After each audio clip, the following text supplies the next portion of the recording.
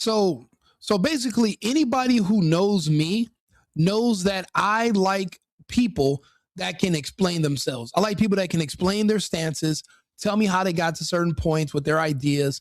And sometimes I can actually see where they're coming from and we can basically have a common ground. I get on the internet just like you and I look for people that are sometimes saying they're seeing the same things I'm seeing.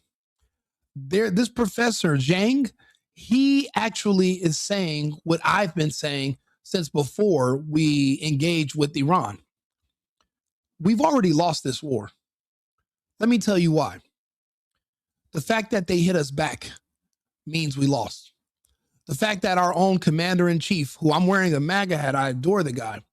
The fact that he can't even give me a clear reason for why we actually unilaterally or we just went and attacked them unprovoked. He can't explain to me why. That shows weakness. When you don't know why you're doing something, that's weak. We know that it's Israel who pressured us and forced us to attack Iran. It was Israel that forced us and lied to us about the weapons of mass destruction, which is why we invaded Iraq and destroyed that country. Why we invaded Libya and killed the richest man in Africa, Gaddafi. Why we attacked Syria and expelled their leader, al-Assad, why he's in Russia now in exile. This is all a part of the greater Israel project, not the America First agenda. This means we've already lost. If you're say you're a freshman in high school and you're a nerd, you wear your glasses, and the biggest bully in the school, the biggest jock, is pushing you around and punking you in front of everybody. And say the jock calls you, says, "I'm gonna meet you outside of school 3 p.m." And you're like just some little kid, but you show up for the fight. You guys put your bags down, and before the jock even realizes it, the small little kid actually hauls off and punches him in the face first. Even if the jock gets on top of him, wails on him, puts him in a hospital, the entire school is going to say the kid won. The fact that you showed up and you defended yourself and you fought back, the fact that you punched him and you gave him a bloody nose, when everybody else in the school is scared to fucking death to fight back. Everyone around you, everyone in your class, everyone in the school, no matter which grade, everyone's afraid of this one jock. He bullies everybody, he takes everybody's money, he steals all their stuff, he goes through their lockers, he checks their pockets, whatever he wants to do. Unchecked. No one can say anything to him. But then all of a sudden, someone decides to stand up for themselves and they fight back and they punch. You won the fight. Yeah, you got beat up, blah, blah, blah, but you fought back. Bravery is what counts. You won. This fight with Iran, we've already lost. I'm watching all the footage that I can't even share here. I actually shared footage yesterday on TikTok. They literally threatened to basically ban my account. I have thousands of followers, hundreds of thousands of likes, and all I did was share a video of the buses on fire in Tel Aviv. Now, there's like 100 other accounts that shared that same video. Magically, they have an issue with me sharing it, but whatever. The truth is the truth. The information is going to come out. We are losing this war. The interceptor missiles that it's going to take to fuel the Iron Dome and the missile defense batteries, they're depleted. Now they're going to start doing direct hits. Iran's not going to stop until Trump does what Obama did, which is send pallets full of billions of dollars behind the scenes and behind the backs of Americans. Trump's going to have to bribe the Iranians to stop, because you're going to have the entire GCC, the Gulf Coast community. You're going to have the entire Gulf Coast region is going to now turn on the United States, and they're going to pressure us to find a ceasefire with Iran. because Iran is only a couple of days away from being from no more there's no more missile defense batteries to protect the oil fields. See, that's the global economy. That's the American petrodollar. They've already had direct hits and destroyed the largest oil refinery in the world in Saudi Arabia. They're going to hit all of them. They're already currently attacking 15 different countries. The next step is not only going after the oil fields, but they're going to go after the desalination plants. What is a desalination plant, Rico? I'll tell you. Some of you guys don't understand that the Gulf Coast is a desert. There's no fresh water reserves like we have in America. We have mountains, we have lakes. They don't have that in the middle of the desert. So, but they have these massive cities. So what they do is they build these amazingly marvels of human ingenuity called desalination plants, where they're able to take water from the ocean that is salted, and they're able to remove the salt from the water at these facilities, and then they're able to pump fresh water into the kitchens to supply their populations. Iran's already hit one. If Iran targets the others, the entire GCC has about a little bit less than 2 weeks of water for their populations. It's going to take years to rebuild these facilities. You're not going to have water for the people doing the construction. You're going to have to import it. How? They're bombing the roads. They're bombing the facilities. They're bombing all of the places where you're basically refining the oil. You're bringing it in and out. There's no more planes that are landing. The entire Gulf Coast is going to be a hostage to Iran. They're going to have to now question their relationship with the United States. The number one reason people join up with larger nations is for protection. You join NATO for protection. You're going to want to join the UN. Hopefully, you can keep the peace and you'll be protected from a larger nation. America can't protect you anymore. We can't protect Kuwait, Qatar, Jordan, Saudi Arabia, the UAE. We can't protect Dubai. We cannot even protect ourselves right now because we don't have missile defense batteries up and down our eastern seaboard. They're hitting our bases, direct hits. And the suicide drones, Iran hasn't even pulled those out yet. They haven't even started hitting us with the hypersonic missiles. They almost lost their society. We killed their pope. They're going to do whatever they have to do to survive. They can't stop. And we don't have the weapons to put in these missile defense systems because we gave them all to not just Israel for their stupid ass, useless ass Iron Dome, but we also gave them to the fucking Ukrainians. And all of our American missile defense systems that were destroyed by the Russians, yeah, they had those missiles in them. And all the depots where we were storing them, the Russians turned them all into dust. Parking lots. So where are the missiles supposed to come from? We don't have a manufacturing base in our military industrial complex the way you think. See, it's an all money in situation, very little money out. Because we're the bullies and everyone's afraid of us, we didn't necessarily need to heavily rely on defense. That was an extreme miscalculation, and Trump should have never listened to Bibi. Because see, Bibi's not going to take the fall for this. Trump is. Anyway, let's talk to Professor Jiang. He's going to explain to us his predictions. He predicted everything like that was going to happen, and he's been right. And he's going to explain why we can't win this war, why we've already lost. I've given my reasons. This man's going to reinforce those. So let's take a listen. From our show, but this was from a different, from his own show, Predictive History on YouTube. This is what he said about, well,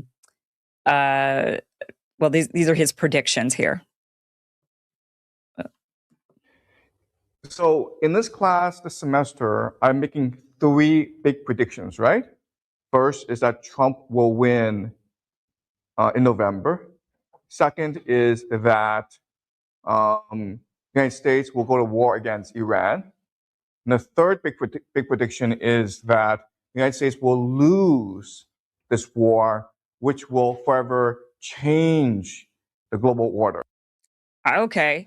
So far, 2 out of 3 of those predictions that he gave, obviously before Trump was even elected, they came true. So Trump was elected, and now here we are at war with Iran. And he even said on our show that the United States would invade Iran, and I believe he said that it would be before April. But let's go ahead and watch what he said when he was on this show about the U.S. invading Iran.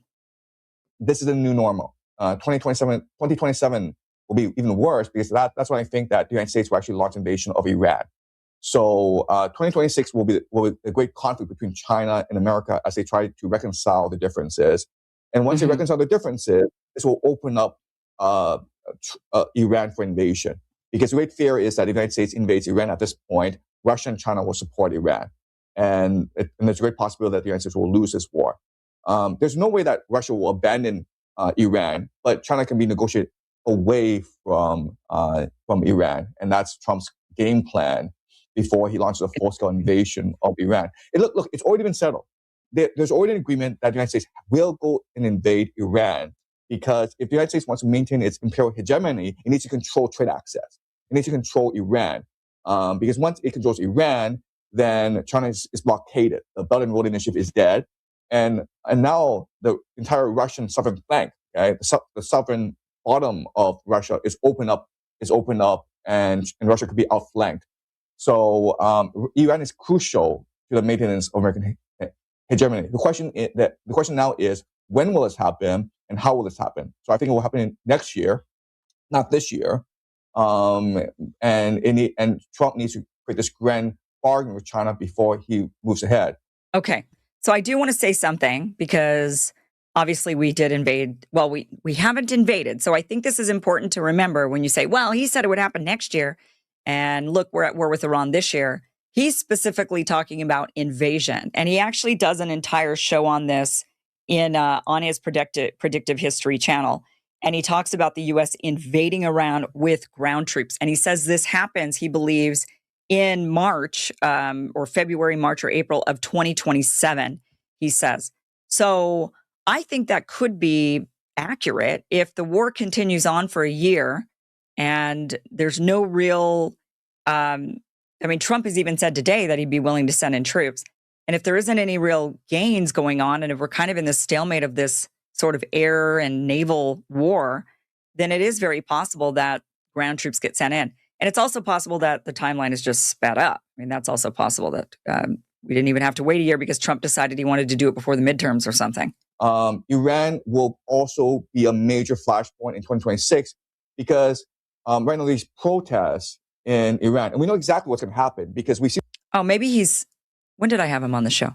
Maybe he is saying that, no, I had him on in January. So maybe when he says next year, do you think he means next year? Before in Libya and Syria, what's going to happen is that Mossad is going to create these insurgent groups in Iran on the borderlands. They'll be protected by airstrikes and be financed by the CIA. You have these Mossad agents leading these groups, and you'll have slowly an economic blockade of Iran. You have sabotage, infiltration in Iran.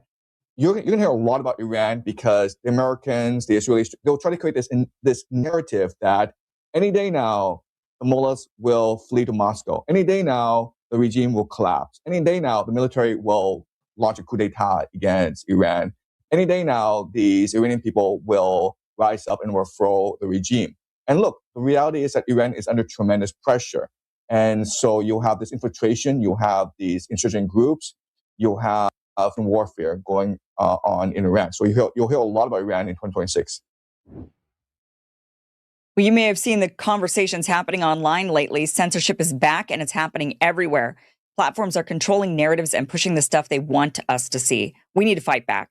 Rumble is the only company that has stood to support your favorite. Today, we talked about the Kurds. I mean, that is something that has been discussed as, activating the Kurdish population and getting them to fight.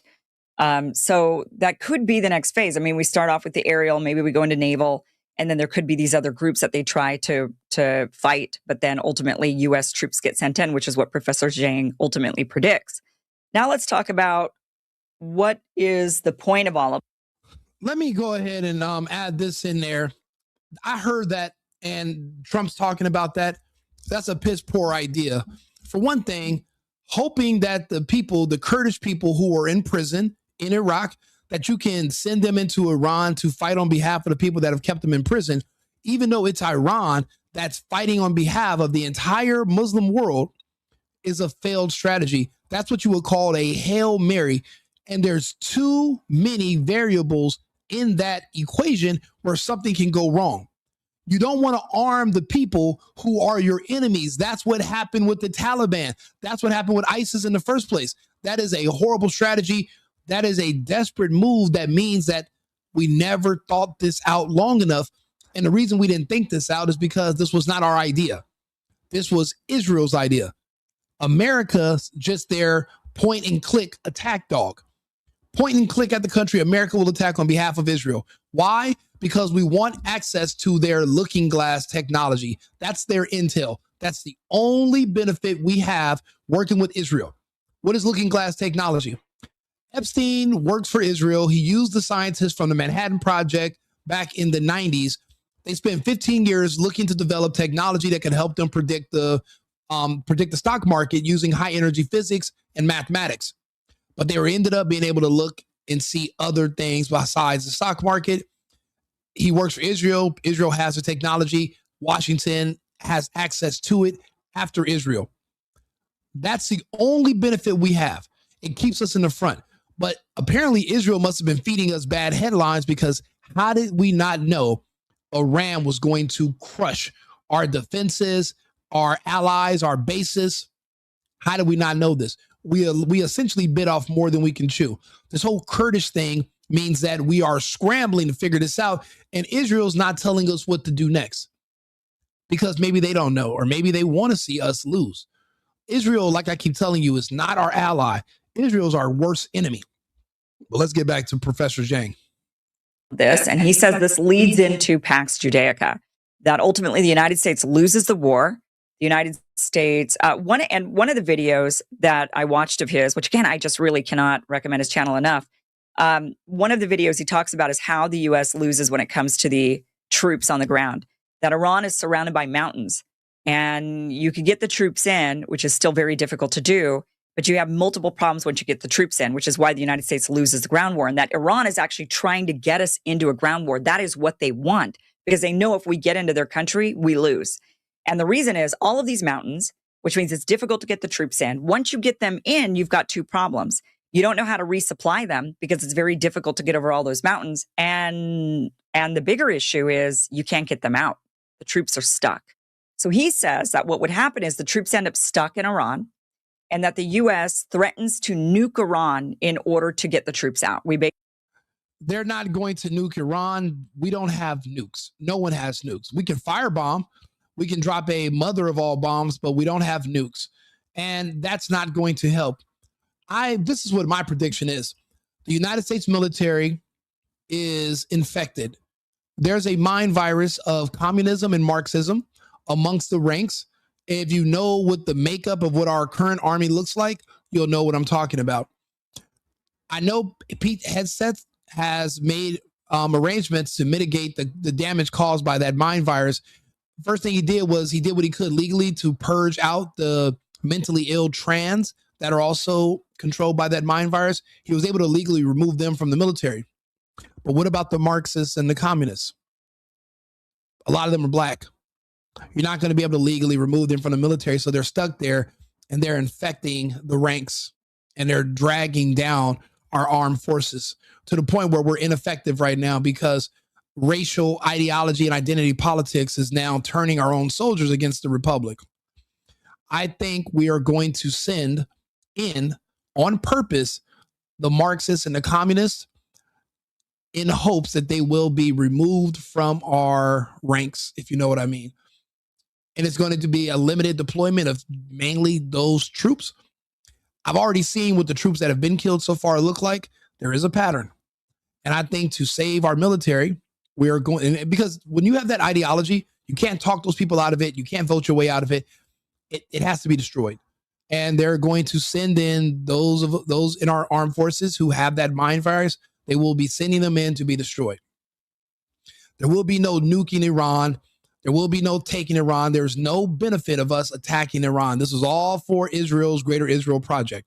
Because of that, we've already lost. But at least we might be able to rid our ranks of that infection, that mind virus of Marxism and communism. So that might be the only upside to this entire debacle. And you know what? Pete Hegseth actually has the stomach to do it. Trump doesn't. Hegseth does. And I think he's going to do what it takes. Basically say, let our guys go or we're going to nuke you. And ultimately at the end, the United States loses. This becomes a giant failure for the U.S. and we abandon the Middle East, and Israel ends up inheriting all of our weaponry, all of the stuff that we have in the Middle East. Because of course we're not going to just, we leave stuff behind every time we abandon, but this time we'll make sure the Israelis at least get it. Because then we'll say, well, our best allies and friends in the Middle East, Lindsey Graham, they're the ones who are going to have all that equipment. So we left it to our greatest friends and allies, Israel. Yeah, the greatest friends and allies who got us into this war that just will end up killing a ton of Americans, American soldiers, but our greatest friends and allies. So they end up with all the equipment. They become really strong in the region. Then he says that what happens is all of these big companies end up building up, these big AI companies they end up going into Israel. Yeah, I just did a video about that. Fuck Jasmine Crockett, fuck Al Green. They were both primaried to death. No more communists, no more Marxists, no more anti-whites, anti-American DEI bullshit in our Texas politics. They are gone. They can go fucking run for office in Africa. There are no white people there for them to complain about. They can't complain about racism or slavery. Actually, they can address the people that apparently captured them and boxed them up and sold them into slavery. Go talk to the Ghanaians. Go talk to the Nigerians. Go ask them for your reparations. Get out of our face. African Americans are not Americans. America is a different country. That's not the United States. So you got people who aren't even Americans involved in American politics. No, American politics are only for Americans. You're an African American. Go to Africa. Go get involved in those politics. This is not for you. And we got her out of there. She spent Al Green and Jasmine Crockett. The only thing they ever did in politics was complain about Trump with TDS and insult white Americans. None of them ever ran on anything. They never offered anything. They didn't do anything for their constituents. They didn't accomplish anything. They only made backhanded insults against white people and verbally attacked Trump. They were good for nothing else, not jack shit. Their districts are still in disrepair, full of crime and destruction and death. And if you look at all the jurisdictions around the country that are ran by their people, it's the same results repeating. That's why they should not be in office at all anyway. American politics, American elections should only be for Americans, not with all these synonyms in front of their names, but Americans only. So yeah, I just did a video about that. I'm gonna do another one in a couple of hours. And that piece of shit pirate Crenshaw, he's out of there too. So for Texas politics, today was an amazing day. And Texas is it's the largest state in the republic that's still American, because you have Florida, you have South Dakota, you have Tennessee.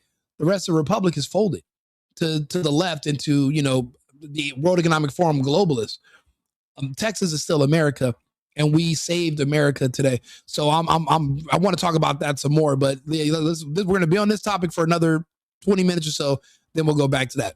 To build up in Israel because they have fewer rules and regulations there, and ends up creating Pax Judaica, and Israel runs the world. No, we're not taking any of the refugees this time. The refugees are going to have to go to Saudi Arabia. They're going to have to go to Dubai. They're going to have to go to Israel. They're going to have to go to London. They're going to have to go to France. We Americans are not going to take in an influx, again, of people from countries that hate us. We're not taking in a bunch of people from the Middle East. We're not taking in a bunch of refugees from anywhere. The borders are closed. Unless you're coming from South Africa, the Boers, who are begging to become Americans, they love America, they want to be Americans, The rest of these people in the world, they just want to use us, get on our welfare system. They hate the country. They hate what we stand for. We're not allowing them in here. And we have Trump in the office, and he's going to do what it takes. We're not going to let people shame us or manipulate us into doing that. That was in our, we have 40 years of case study. We found out importing refugees was a failed idea. The children of the refugees resent us, and we're not doing that anymore. We learned the hard way. We're not making that mistake again. I hope he's wrong on that, but that is what he says. Let's just go ahead and have him explain Pax Judaica. This was when he was on the show back in January. Okay, let's talk about Pax. No, most Republicans don't support assisting Israel. You're thinking about Ben Shapiro. He's Israel first. There are certain people within the Republican Party, but they're only the politicians. They're the ones who support Israel. As far as the conservatives, MAGA Americans, we don't. And that's why we're primarying those people who want to support Israel. That's why Crenshaw is gone. We're going to purge the rest of them. Anybody with dual citizenship, anybody who's Israel and America, everybody who's Israel, get the fuck out. We don't want them anymore in our politics. American politics and American resources are for America and Americans only. And we are going to systematically remove those people. Tucker Carlson got it right. He's on the right path. We're going to follow that strategy.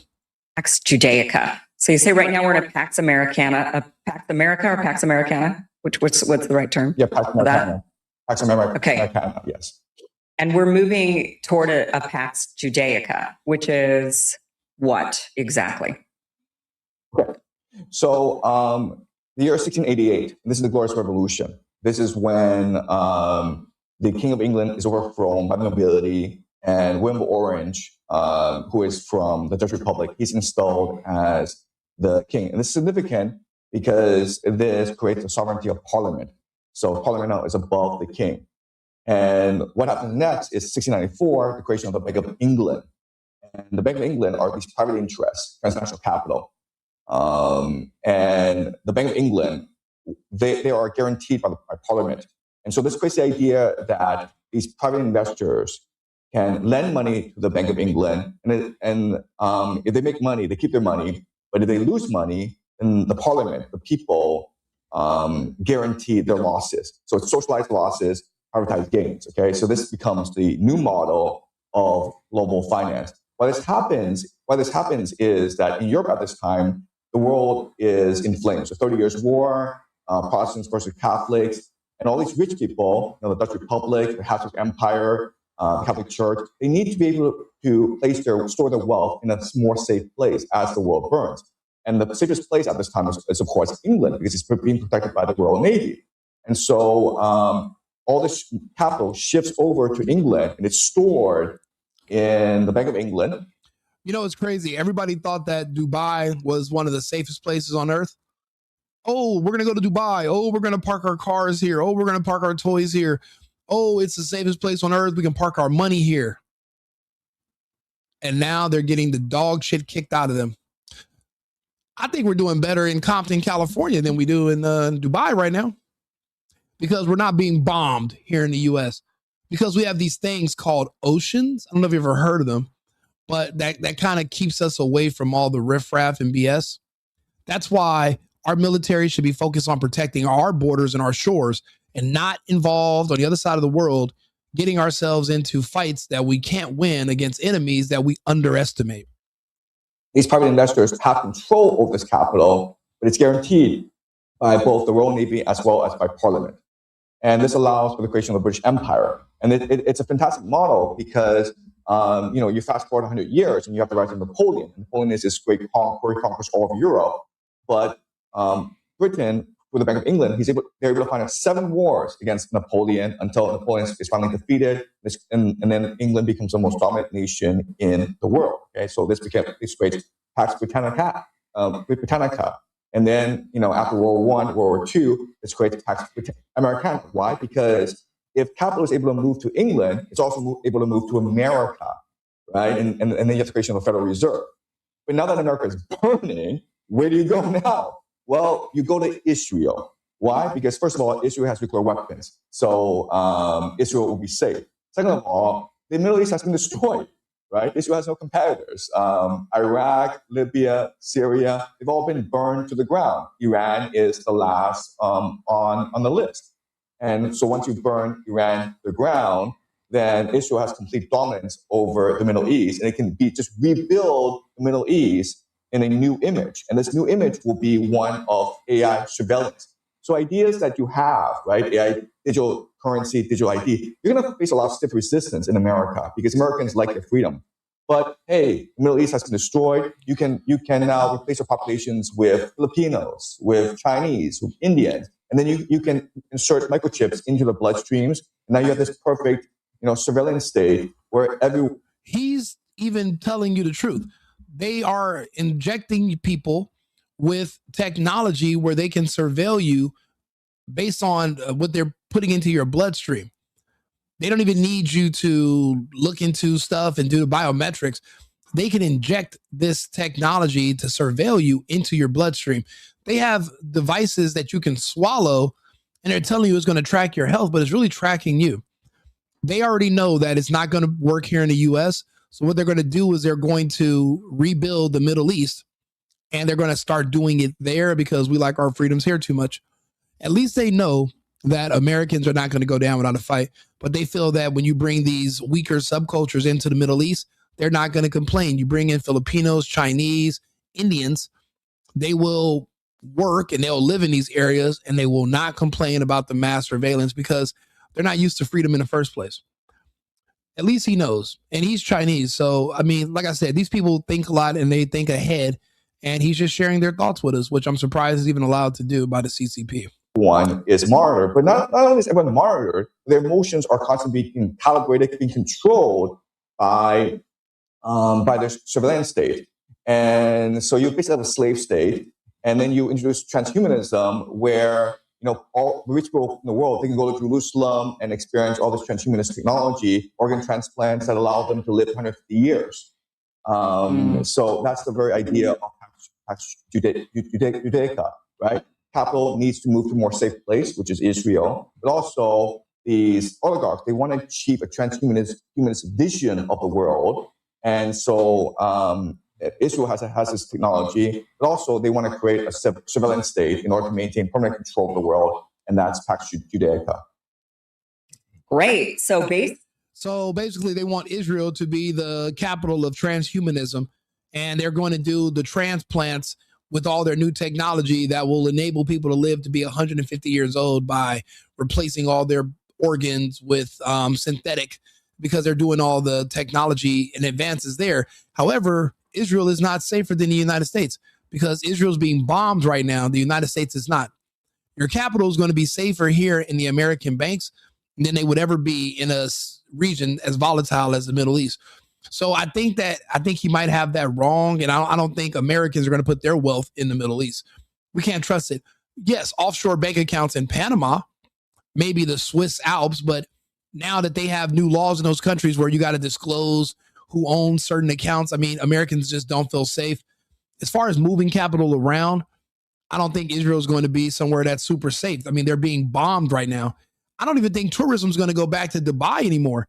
They're being bombed, and their airports are closed. So like me, for example, I remember the fact that I just heard about what's going on in Mexico. I'm supposed to go to Rocky Point this weekend.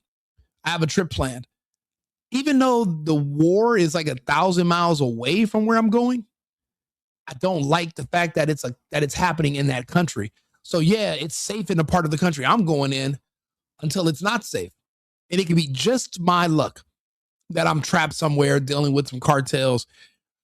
It turns me off to the whole country. I'm not saying, oh, well, this part of the country is great. The whole country. Well, what about if you see a shooting in LA, is that going to stop you from going to Philadelphia? If I'm in the UK, maybe I'd rather prefer to go to a country that's completely safe and not just the good parts, But I mean, that's me. Maybe you might be different. Basically, what Trump has done, let me just get this straight, is Trump has not only broken his promise about no more Middle Eastern wars. We're in a Middle Eastern war. He not only broke his promise about no Epstein files, getting the Epstein files, we still don't have all of the Epstein files, right? Which is highly suspicious. And now we're at war with Iran, doing whatever it is Israel wants. But now on top of it, the other thing that people voted for Trump for was to ensure that we didn't end up with that new world order. You will own everything, you will own nothing, and you will be happy. The surveillance state, the big brothers, the cashless society. Everybody thought Trump would be stopping all of that to ensure, stopping the Klaus Schwab World Economic Forum model for the world, the social credit scores, all of these things. And instead, Trump has now accelerated that because it will be controlled by the Israelis, as they're the ones who've developed all the AI. They're the ones who've developed all the surveillance, and they're going to instead control and develop. And all of these countries around the world will pick it up and adopt it. Europe will take it. China will, they're already taking it.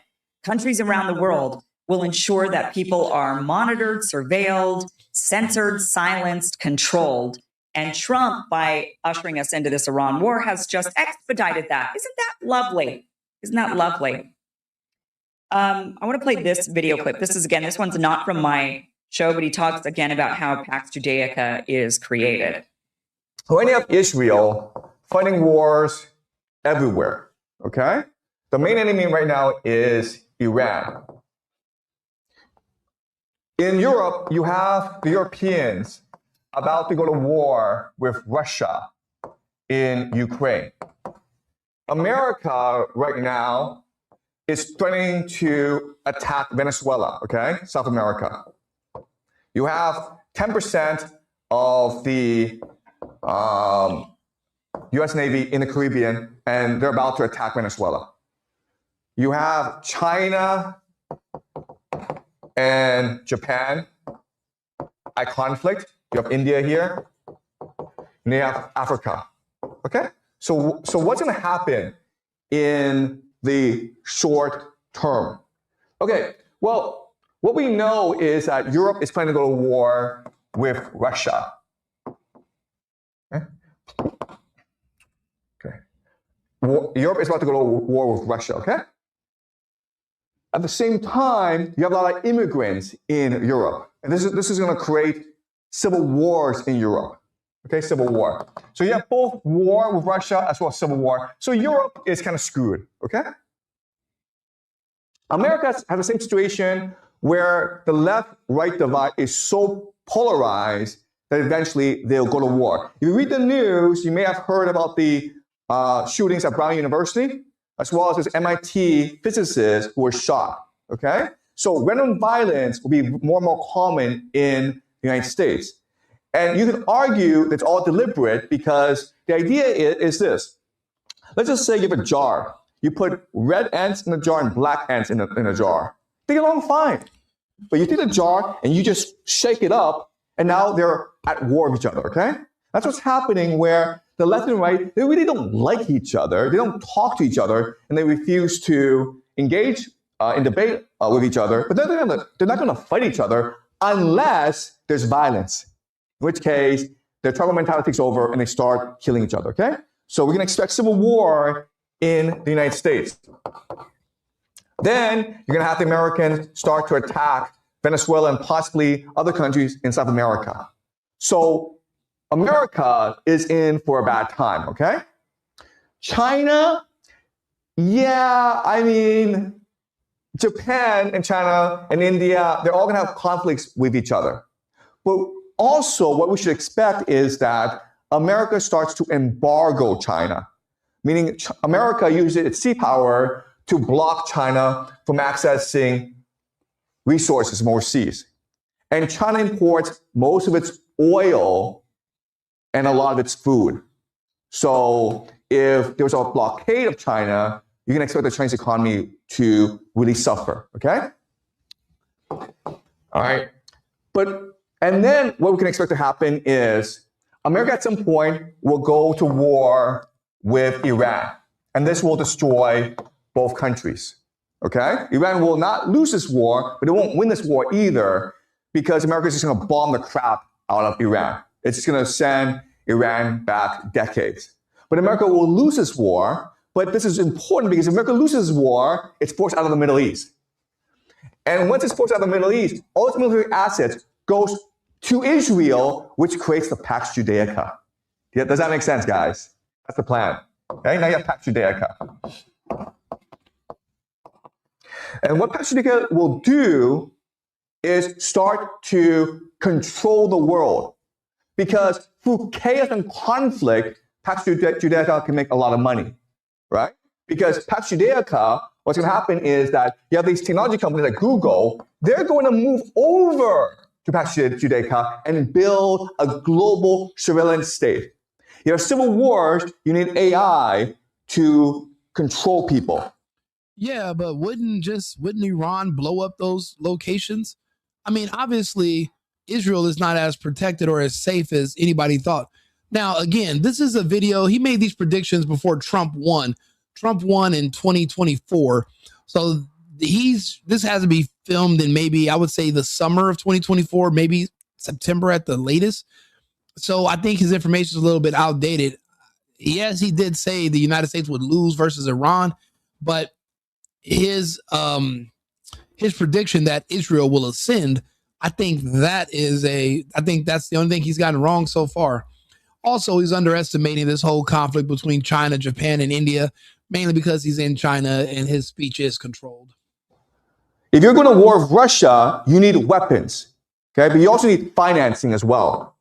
So you can expect a lot of banks to move to Israel, and it's possible Israel becomes now the global reserve currency because everyone is trading with Israel. So that's how he says we end up with Pax Judaica, that all of this is essentially going to be the demise of the United States. And there are people, not going to lie, I've been seeing a lot of people talking online about how they think that's the end goal for Israel, that Israel is ready, wanting to overpower and overtake the United States as the top dog. Yeah, they want to. They have the aspirations. They always have. I mean, what do you think 9/11 was over? Why do you think they did that to Kirk? Why do you think Israel sees the United States as their dog, their attack dog? They hate Christians, but we have weapons, we have size, and we have a military, and we want access to their looking glass technology. That's one of the only things I was able to pull out of the Epstein files that I can make heads or tail about was his genetic algorithms. That's looking glass technology. That's what that means when you translate it. So yeah, they want that. They have aspirations for that, but it's not going to happen. Basically, the little brother has grown tall, and the little brother wants to be able to basically beat up on the big brother. And they've effectively, over the last, I would say, I mean, if your little brother wants to beat up on you, then that means that Israel is purposely sabotaging the United States by even driving us to fight to Iran, knowing that we won't be able to win in this fight against Iran. So this is Israel sabotaging us while pretending to be our friend, like they always have. 20 years been able to do that. It used to be very obvious that the United States was a big brother, Israel was a little brother. But now growth spurts happen, and they grew, and now they're bigger than us. They are controlling us. They've figured out how to manipulate us. I wouldn't say they're bigger than us yet, but they certainly do know how. Like, we're the older brother, but we're also the dumb one. So they figured out how to manipulate us in order to get us to do what they want. But they're ready to grow big and strong and just be the bigger brother. Yeah, New York's going to look, Tehran is going to look way better than New York City is pretty soon. Again, Mandami is there to destroy New York, not to build it up. Mandami is not an American. He just lives in America. He's not a Giuliani. He's not an American. All this acceptance of other cultures and open society and listening to black people when they tell you to let everybody else become in charge of your systems that your family's built, that's a failed situation. They want to destroy this place. By the time Mandami is finished with New York, it will not be Tehran. It will be Libya. It is already going to be Escape from New York. I'm just waiting on Snake Dresden to show up. That place is going to hell. And they voted for it, so let it go. The problem I'm going to have is when all the New Yorkers who voted for Mandami bail the fuck out. Why?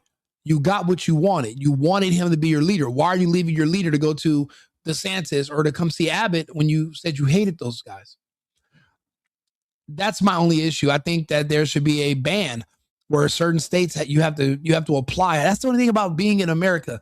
It's 50 different countries, but there's no restrictions on travel. You don't need a passport, and you can kind of just go where you want.